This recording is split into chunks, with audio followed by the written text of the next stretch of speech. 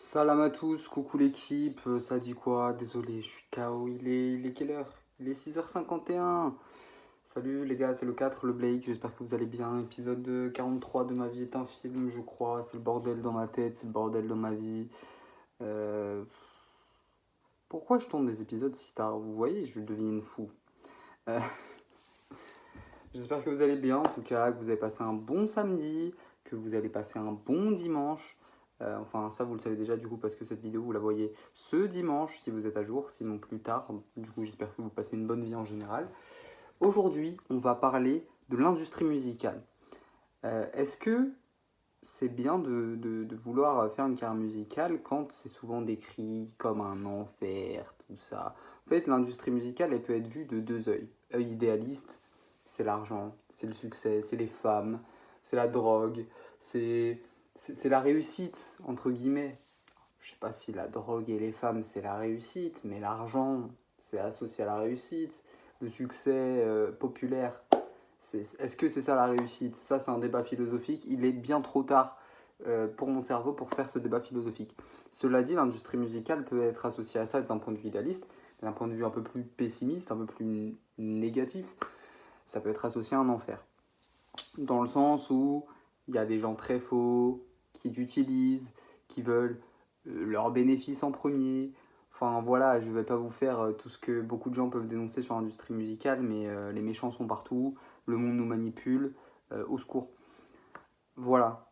Donc est-ce que c'est cohérent de vouloir faire une carrière dans l'industrie musicale en ayant cette dualité? Déjà, si tu es idéaliste, oui, parce que du coup, tu vas te dire, tu ne vas pas avoir le point de vue que je viens de te donner, tu vas te dire, mais c'est que du bénéf, tu vois, de vouloir faire une carrière musicale, genre, si je peux avoir ce succès, si je peux vivre de mon art, c'est merveilleux.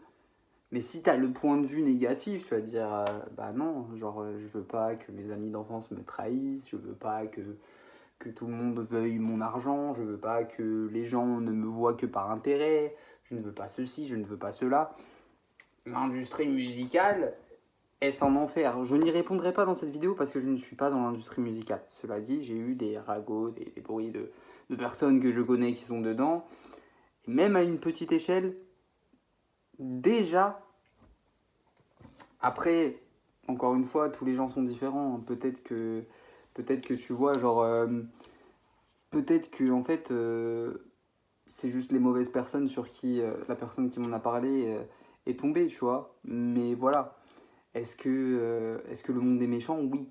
Est-ce qu'il y a des méchants dans la musique? Oui, ça c'est sûr. Mais est-ce que l'industrie musicale entière est un enfer?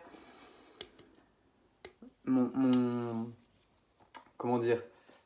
Le moi qui est fan de Freeze et qui adore la théorie du complot a envie de te dire que oui, le monde nous manipule, les grands méchants c'est UMG, Warner, tout ça, toutes les grosses boîtes.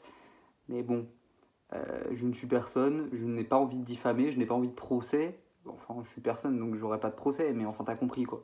Je ne vais pas dire des choses sans avoir la preuve sûre que c'est vrai, quoi. Et donc, on en vient à mon cas. Je- Vous devez vous en douter, mon rêve serait de réussir dans la musique et de devenir un artiste.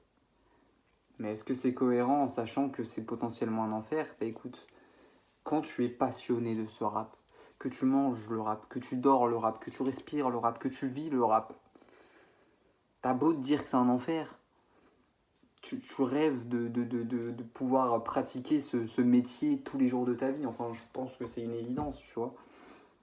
Cela dit, comment le faire en évitant un maximum cet enfer?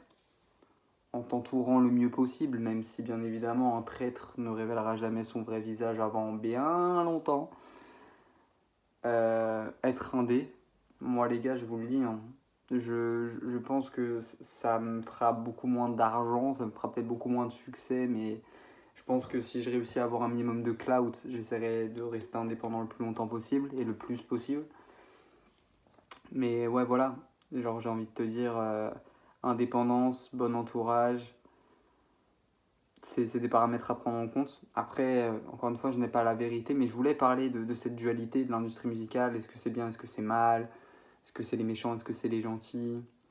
Il y a des gentils partout, il y a des méchants partout, il y a du bien partout, il y a du mal dans tout. T'as compris? C'est une dualité.